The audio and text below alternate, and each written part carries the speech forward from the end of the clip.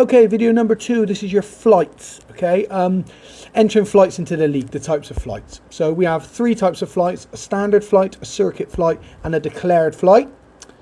And they are: a standard flight is open distance or a turn point where there's no declare. So you take off from the hill, you go and you fly, and you land. It doesn't matter where you land.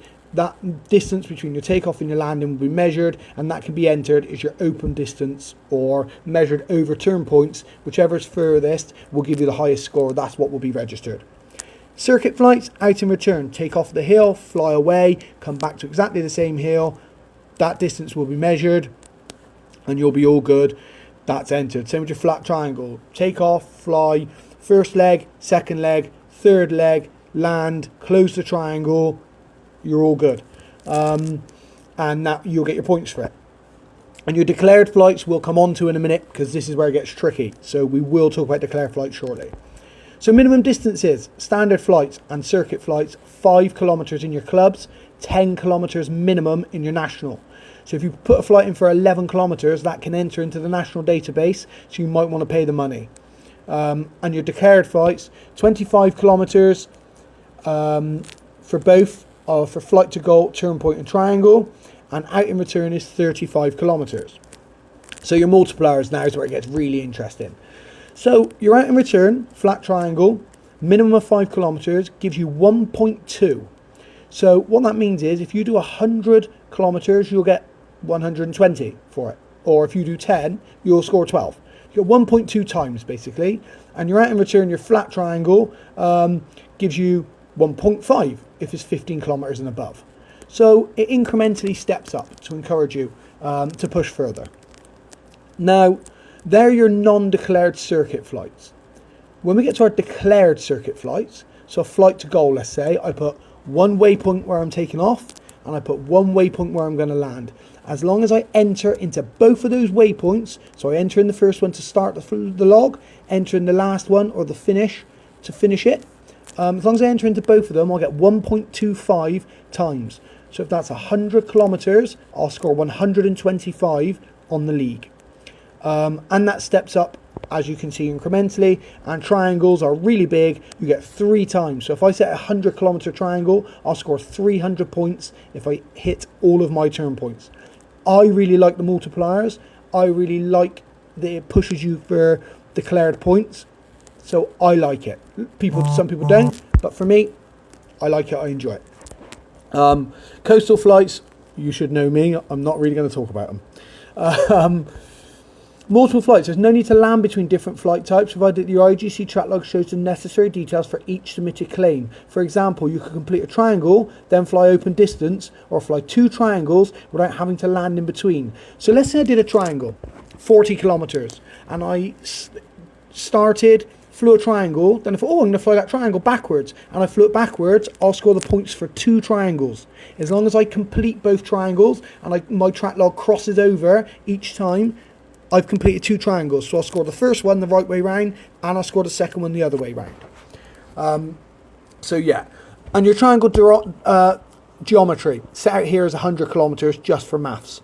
Your max FAI, 33.3, 33.3, 33.3. Basically, it's all got equal legs, is what it's saying. Your minimum FAI with 2 28% legs. 2 of your overall length of the triangle have to measure 28%. So you can't do one 5 kilometer flight, one leg, one 25 kilometer flight, the other leg, and one 45 kilometer flight, the other leg. And they need to be equidistant, 2 of them 28%, and the rest made up by the final leg. And then your min flat triangle has to be 15-45, so it's got to be there has to be 15% and a 45% leg, which that dictates then what the other is going to be. So there we go.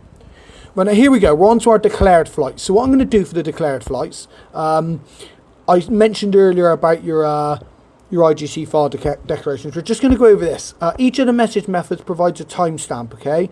That will be valid for 24 hours unless superseded by a later declaration. No declaration on the IGC file is definitive and overrides any others. We basically use our IGCs now, so it should be timestamped. Now here's the important bit. On there has to have your BHPA number. So make sure it's in your flight instrument or it's on your XC League information when you submit it. So on this website, make your BHPA number will be on there anyway, so you'll be covered. You have to have a start point coordinate, you have to have turn point coordinates and a finish point coordinate or return coordinate. Now, I'm going to go out of this so that we can cover the start and finish. What we're going to do is we're going to go up here and we're going to have a look at declared flights. So here's our flights, our declared flights. A flight to goal. I have a start cylinder and a finish cylinder. As long as I go into those cylinders, so I go into my start cylinder and I go into my finish cylinder, I'm completely fine. Those cylinders must be 400 meters, okay, radius. Don't have it set at 800 meters and then click it and think you've got it. 400 meter radius cylinders. Your turn point flight, a start, your first turn point, and the finish. Again, you have to go in each of those turn points for a declared turn point flight. Not for just a standard turn point flight, this is only a declared turn point flight. Again, 400 meter cylinders. Now, out and return and triangles. This is where it gets really important, okay? So, start point, turn point, finish point, same as start point. So, I have a 400 meter cylinder as my start point. I then put one turn point 25 kilometers away. It's 400 meters. I fly into that turn point. I then fly back to the hill and I have to enter the same radius 400 meters of when I took off. The best way to do this in your instrument. You can use these flight planning websites. I use them myself. And you can plan your flight on these flight planning websites. You can even do it in Fly Sky High or XC Track. However, if I was to set an out and return flight, I would put a start cylinder, I would put a turn point, and in my finish cylinder, I would copy and paste the start cylinder and have that as my finish as well. I would not put another finish cylinder over the top, drop a pin, do any of those things. I wouldn't use another waypoint and drop it on top. Whatever my start cylinder coordinates are in my instrument, I will copy and paste them into my final waypoint as my finish. That way I'm guaranteed that I'm using the same way, the same turn point. It's the same for your declared triangle. Start point, turn point 1, turn point 2, finish point, same as start point. So a start point, turn point 1, turn point 2, and then your finish point. Again, all you do, you either copy and paste all the details from your start and put it as your finish, or you can literally, in Fly Sky High, you can duplicate the first one.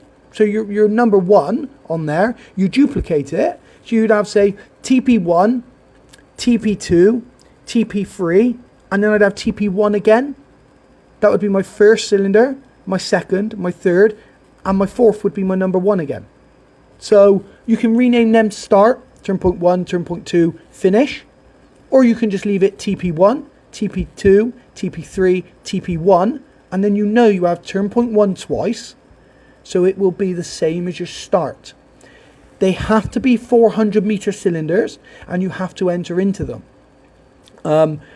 If you drop a pin on top and it sits slightly off, it will measure center of the cylinder to center of the cylinder. So even if that turn point that you've put as your final turn point overlaps your first turn point, if the centers are 401 meters apart, you will not get your flight. So do not do the dropping a pin for your last turn point. Just copy and paste that first turn point. I'll see if I can get a video done later on of how to do the copy and paste turn point, so you can have that as your last leg, your first leg and your second leg. But it's quite simple. I put my first turn point in, and I'll do that on Fly Sky High. I'll drag and drop a pin, drop it in. I'll drag and drop a pin for my second one. I'll drag and drop a pin for my third one. For the final one, I will go into the log, and whichever I've got as my first turn point, I will just copy and paste that as my fourth. and that's how I will add them to route. Turn point 1, turn point 2, turn point 3, and then I'd add turn point 1 as to the route as the last or the final. I hope that makes sense, and I hope that helps. Again, listen, this is your responsibility. If you want to enter into the league, you don't have to agree to the rules, but if you're entering and you're going to play by them, you have to stick by them. It's that simple. Familiarise yourself with them. Have a read, have a look at them. As soon as you enter the league, you enter into their rules. Whether you think they're stupid or whether you think they're brilliant, it makes no difference. They are their rules, and that's what we're playing by. So, I hope you do. I hope lots of people do. I hope we have loads of declared flights this season. That's your declared flights, and I will try and get some videos up of doing a triangle, declared triangle on Fly Sky High or XC Trap.